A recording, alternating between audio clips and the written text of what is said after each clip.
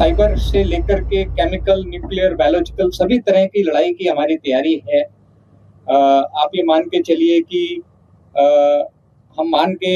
हमें विश्वास है कि अगली लड़ाई सिर्फ एक डोमेन में नहीं होगी, मल्टी डोमेन ऑपरेशंस होंगे। लड़ाई स्पेस में भी होगी, साइबर में भी होगी, ईडब्ल्यू में भी होगी, इन्फोवॉर में भी होगी। पर जीत जो है वो जमीन पर ही हासिल होगी।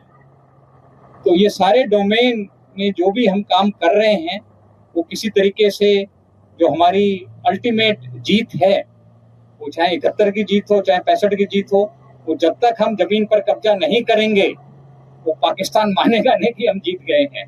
तो डोमेन सारी जरूरी हैं, हम सारी डोमेन में लड़ाई की तैयारी कर रहे हैं।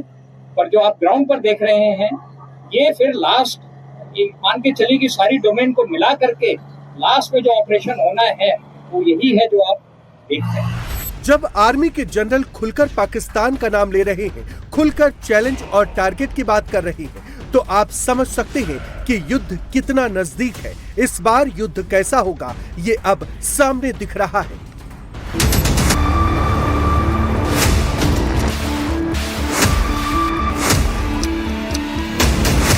कोई भी काम शुरू करने के पहले सबसे ज़रूरी होता है माँ का आशीर्वाद लेना।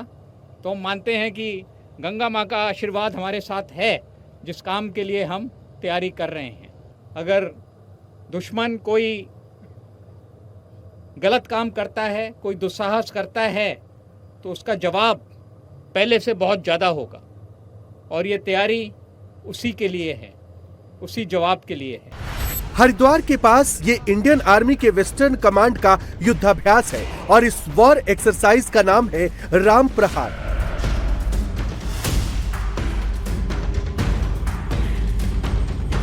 वेस्टर्न कमांड को अगर पाकिस्तान पर हमला करने का ऑर्डर मिलेगा तो उसका पहला चैलेंज नदी होगी। पंजाब और राजस्थान साइड से पाकिस्तान और इंडिया के बीच नदियां हैं जो नेचुरल बॉर्डर का काम करती हैं। इसलिए इंडियन आर्मी नदी के रास्ते पाकिस्तान पर हमला करने का युद्धाभ्यास कर रही है।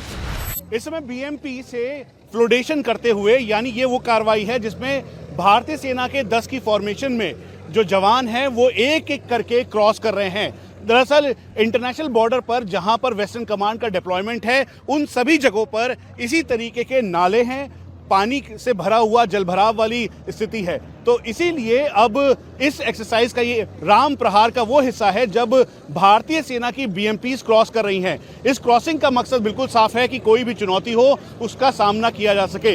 इसमें कोप केज लगाया गया है। कोप केज का मकसद है कि अगर दुश्मन का ड्रोन अटैक होता है तो उससे बचा जा सके और आसानी से एक एक करके बीएमपी यानी बख्तरबंद गाड़ी, इन्फेंट्री कॉम्बैट व्हीकल जिसे कहते हैं, उसके जरिए इसे क्रॉस करवाया जा सके। यही भारतीय सेना का दमखम है। करीबन 5 मीटर तक ये आसानी से फ्लोट कर सकता है। इसीलिए हाई ऑल्टीट्यूड एरिया के लाइन ऑफ एक्चुअल कंट्रोल से लेकर लाइन ऑफ कंट्रोल और इंटरनेशनल बॉर्डर तक इसे डिप्लॉय किया गया है। हाल ही के दिनों में इसमें कैमरे भी लगाए गए हैं, बीएफएसआर लगाया गया, बैटलफील्ड सर्विलेंस रडार लगाया गया है। ये ठीक सामने आप देखिए तो इस समय आपको जो कैमरा हैं वो दिखाई दे रहे हैं। ये हाई डेफिनेशन कैमराज हैं, उससे इसे क्रॉस करवाया जा रहा है। वहीं मेडिकल एड के तौर पर जो मेडिकल बीएमपीज हैं, यानी इसमें अगर किसी जवान को कोई भी इंजरी होती है तो उसका इलाज करवाया जा सकता है। तो यही तैयारी इस एक्सरसाइज के जरिए की जा रही है। ऑपरेशन सिंदूर के बाद राम प्रहार एक और मेन स्ट्रेटेजिक एक्सरसाइज है जो कि वेस्टर्न फ्रंट पे की जा रही है। इससे पहले एक्सरसाइज स्त्री शक्ति